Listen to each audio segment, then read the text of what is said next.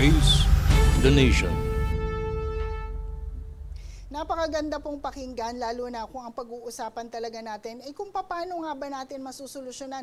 Kasi nagkaroon nga ng data noong February lamang mula sa SWS kung saan sinasabi na halos 50 million ng mga Pilipinos meron naman talaga silang trabaho. Pero ang siyempre pinag-uusapan dito, ito ba ay underemployment, ito ba ay naaangkop sa kanilang kakayahan. Pero talagang para madagdagan, kasi dito hindi napapabilang ang ating mga magsasaka at ang ating mga mangingisda. Kaya napakagandang pakinggan nung isinusulong mo, attorney, na sila talaga yung nangangailangan ng tulong kasi pag napaganda natin ang produksyon ng ating mga magsasaka, whether ito ay ang ating mga farmers or ang ating mga mangingisda, talaga namang magiging maganda ang buhay ng ating mga karamihan sa ating mga Pilipino. So kanina sinabi mo din na syempre dito pamamahalaan ito ng ating gobyerno. At ikaw, bilang naging commissioner ng Presidential Anti-Corruption Commission, isa din sa mga nilalakad mo ngayon bilang isang senador na sana ay magtagumpay ngayong darating na halalan.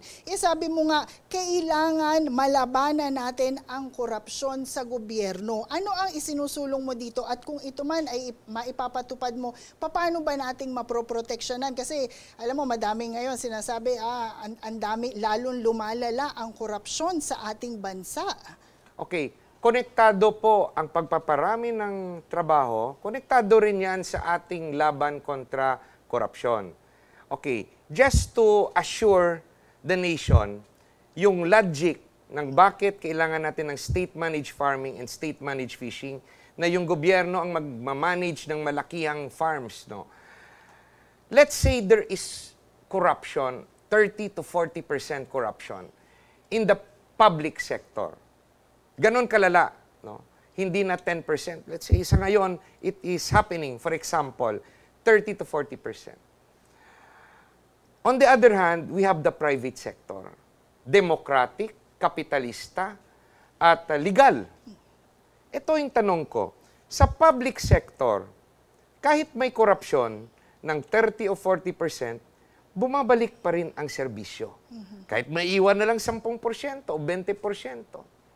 Sa private na legal, democratic, kapitalista, 100% of the profit napupunta sa mga few families. Yung mismong mga mamumuhunan o yung talagang may-ari ng kumpanya? Napupunta sa pocket of a few. Yung mga nagiging bilyonaryo. Yung tanong ko, dito ba bumabalik sa gobyerno? Nababalik ba sa taong bayan? As compared dito, may korupsyon nga, pero naibabalik pa ang certain percentage. Dito, ubos. Dahil pag private, maximum profit, wala nang keme-keme. Yung motivation dito sa private sector, maximum profit, pera, napupunta sa bulsa ng iilan. There is still hope sa public sector if we have a strong anti-corruption campaign. I'm not saying na pipigilan natin ang pribado. In fact, yung traditional na tulong gagawin natin. Pero, yun na yung kabuhayan natin ngayon eh. Ito yung traditional, laging itong spoon-fed, no? Na tinutulungan ng gobyerno. Yung tanong ko, na bago ba ang buhay ng karamihang maliliit na Pilipino? Hindi. Yung agrikultura natin, example, pinakamahirap. That's why we really need a new formula that would really change everything. Now, ano yung dapat nating gawin laban sa korupsyon? I will move for the amendment of the Data Privacy Act, Bank Secrecy Law, and Foreign Currency Act to allow the Ombudsman to investigate the bank accounts and the hidden properties of all public officials even without a court order. Bakit ko naisabi yon? Dahil sa totoong buhay, di ba, ayuda ang utak ng mga politiko at sa mga ordinaryong Pilipino, umiikot ako, no, nung kampanya, tinatanong ko sila, ano ba ang totoo? Pag may pinapapirma sa inyo na resibo, example, 5,000 pesos government assistance, natatanggap nyo ba ang kabuuan ng 5,000 pesos? Yung sagot nila ng karamihan, hindi. Hindi. Baka Hindi. 2,000 lang o mas mababa pa o kalahati. Tanong ko sa kanila, nagrereklamo ba kayo sa ombudsman? Hindi rin. Tanong ko bakit? Takot kami. Takot kami labanan si senator. Takot kami magulo buhay namin ni congressman. Takot kami na hindi kami paniwalaan ng tao dahil si project ni Mayor yan. So sa totoong buhay, pag hihingi tayo ng testimonya ng pribadong at ordinaryong mamamayan na labanan ang korupsyon, kahit alam nila, magbubulag-bulagan sila, magbibingi-bingihan, at magiging hindi sila makapagsalita, maging pipi sila dahil takot sila at ayaw nila na magkaroon ng sitwasyon, babalik ta rin ang katotohanan at sila pang akusahan ng libel, akusahan pa ng false testimony, at gagawan pa ng ibang kaso.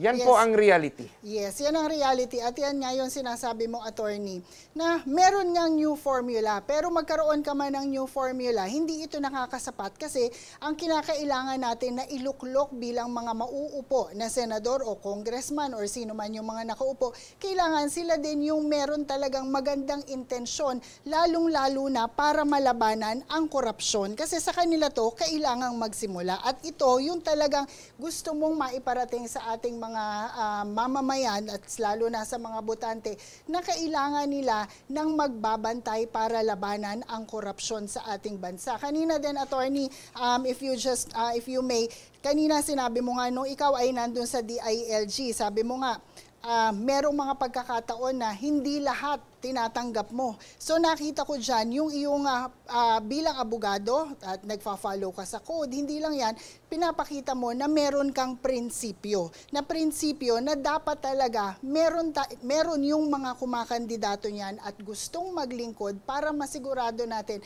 na totoong serbisyo publiko ang kanilang mga maihahain sa ating bayan. Ma'am Lorlene, mahirap po sa isang katulad ko na pumasok sa politika na isang tapat sa bayan at gustong ng malinis na pangalan. Aatakihin ka ng sistema. Aatakihin ka. Pero sabi ko nga sa sarili ko, pag hindi ako sasali at hindi ako tatakbo bilang senador, it's a waste. Wala na. Walang attorney Hinlo. May lalaban ba na katulad sa akin? May programa ba silang dala na katulad sa akin? Ang mga programa na isusulong ko mawawala, mamamatay kasama ko. I have to make this decision. I need to run, I need to win para maipanalo at ipaglaban ang mga ordinaryong Pilipino na sawa na sa recycled politicians, recycled senators, recycled congressman. Kahit mag-isa ako dyan, may boses na magdadala sa inyo at magsasabi ng katotohanan at merong tamang formula. Umpisa pa lang to. Put me in the Senate. Umpisa yan sa ating laban. Attorney, sinasabi mo din, dapat meron tayong political maturity para magkaroon ng effective governance solution. We need a long-term and real solution. Hindi yan napipilit eh.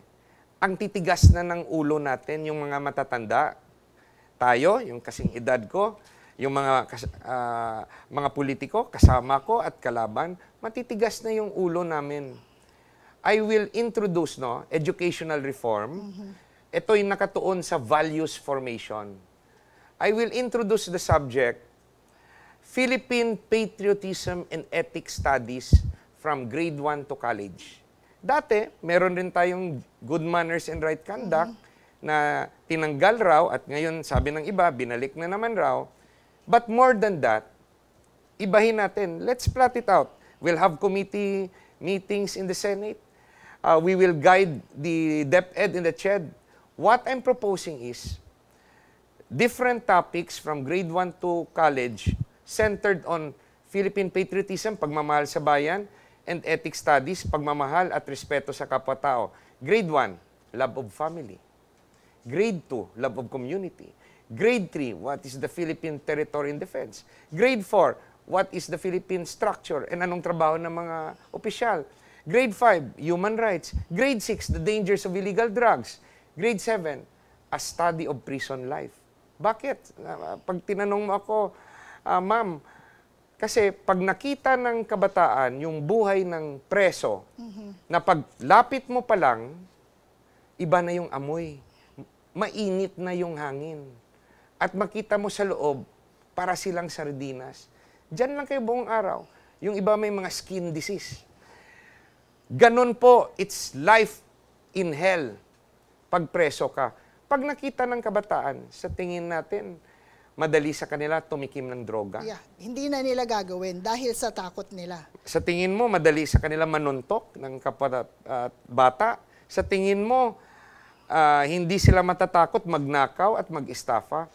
Habang bata sila, itanim natin sa kanilang sarili yung proper values at ipakita sa mata nila ang consequence na kung maging masamang tao sila, pwede silang mamatay o pwede silang maging preso.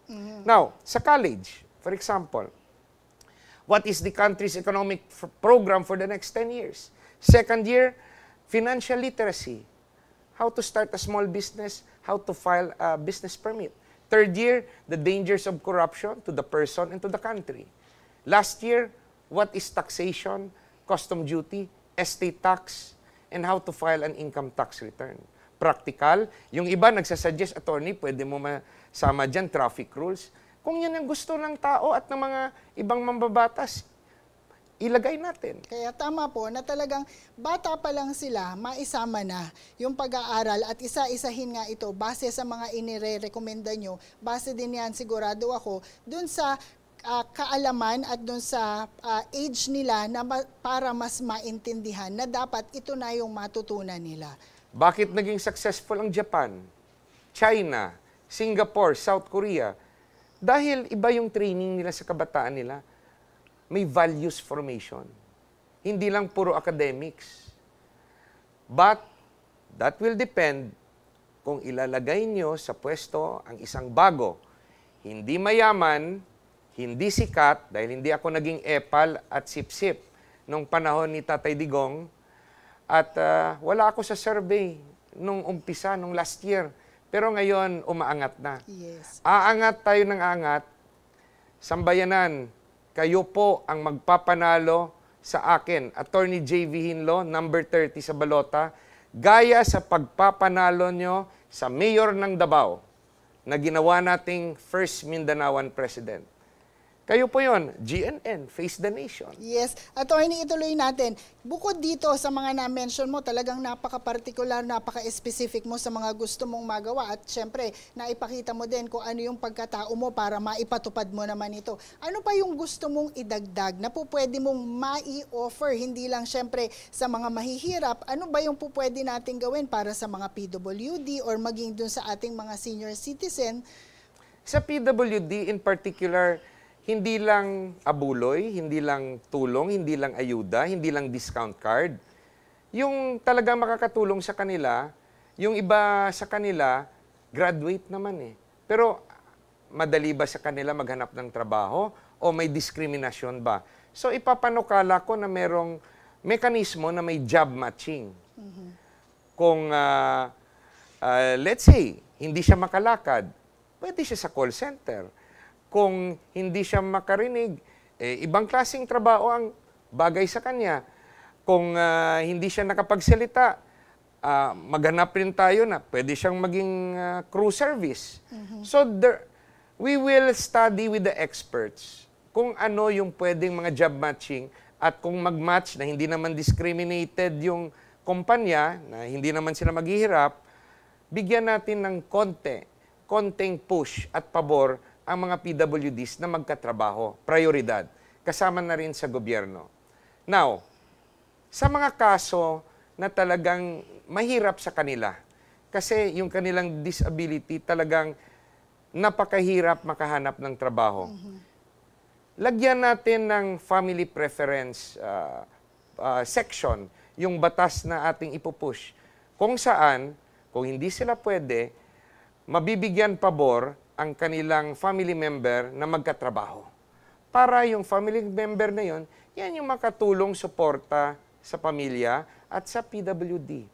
So, let's give them an extra push. I have other programs, yung gaya ng Philippine Dog and Cat Sanctuary Law. Yung mga stray dogs and cat, huwag patayin. Kunin ng sanctuary, bigyan ng anti-rabies shot, alagaan, ipa-adapt, ikapon, yung parang spayed, no, and neutered, para hindi na manganak. We have to take care with our fur babies, no, nga tinatawag. Meron din akong programa for street children. Bilyon-bilyon ang pera na binibigay na budget sa DSWD. Pero hanggang ngayon, bakit may problema tayo sa street children and dwellers? Saan napupuntang bilyon?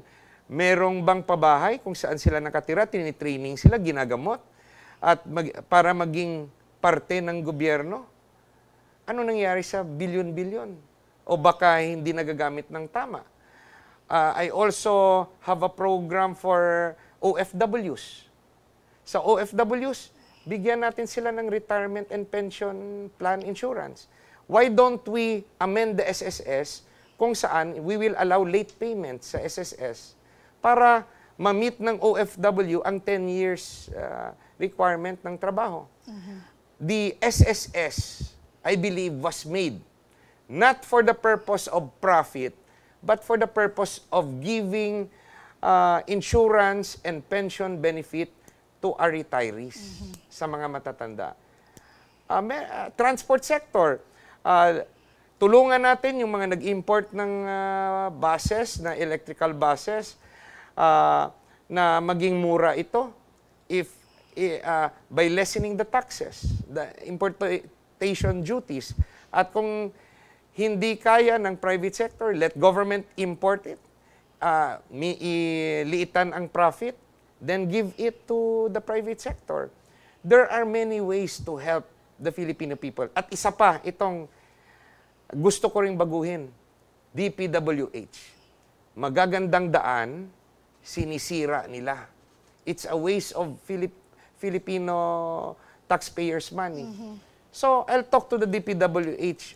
Anong mekanismong gawin natin na pag hindi sira, huwag niyong sirain. Doon tayo maghanap ng ibang project sa mga walang daan. Pero siyempre, kung titingnan natin ni attorney, may mga dahilan din kung bakit ganyan. At saan pa din yung ipinupush mo, di ba? Alam ko yung smile mo. Baka nakatutok sa korupsyon yan. Yan pa din yung ipinupush mo. Attorney, napakagandang pakinggan ng mga gusto mong magawa para sa ating bansa. Kasi ito, hindi lang basta plataforma na iyong inilalatag. Kaakibat nito, yung iyong pagkatao na hindi naman po pwede na gaya nga nung sinasabi mo, ikaw hindi ka traditional na politiko, ikaw ay bago. Since bago ka, nandiyan tayo sa pamantayan na ikaw yung fresh, ikaw yung walang bahid, ang gusto mo, tamang daan, ang gusto mo, prinsipyo, dahil ito sa tingin mo, yung makakatulong, hindi lang basta pagawain. Kailangan meron talagang, alam mo yon, yung passion na gawin ito bilang serbisyo publiko, hindi bilang politika lang o mailuklok bilang isang politiko, kung hindi isang tunay na public servant. At diyan mo na ipapakita yung sinabi mo nga, syempre ikaw bilang abogado na simula umpisa pa naman, gusto mong ipakita yung prinsipyo mo na kailangan tumayo tayo sa tama.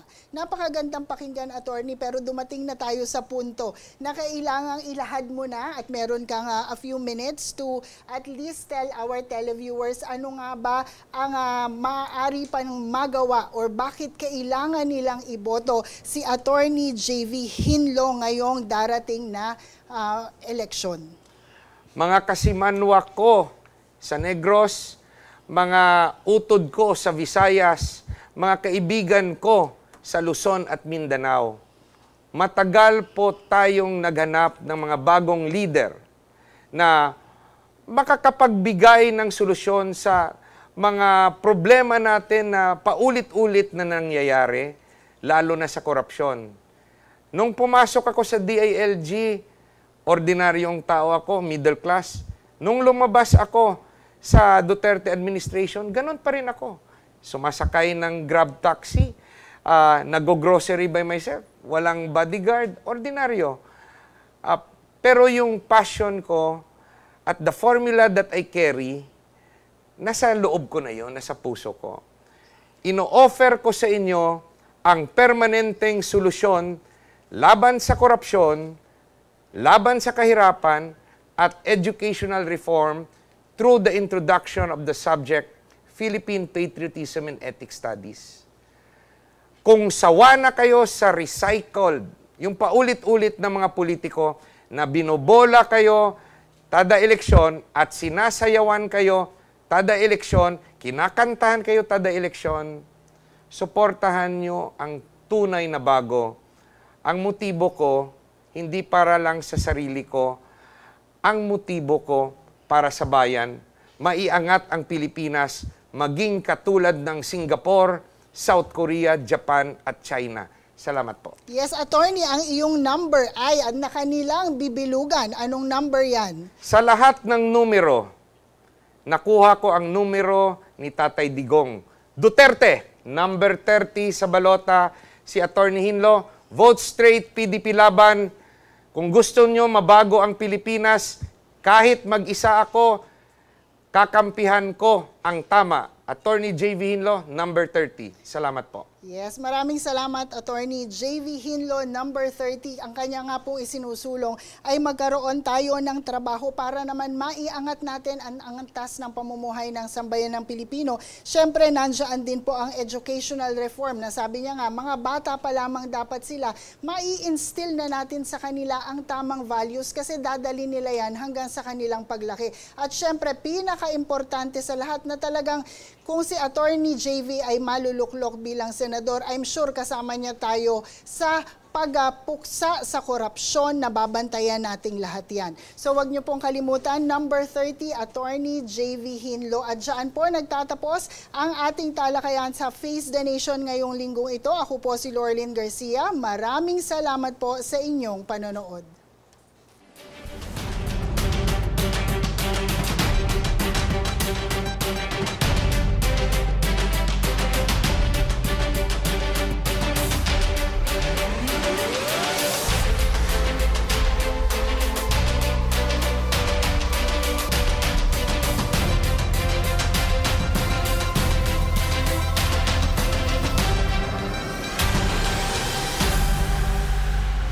Face the Nation.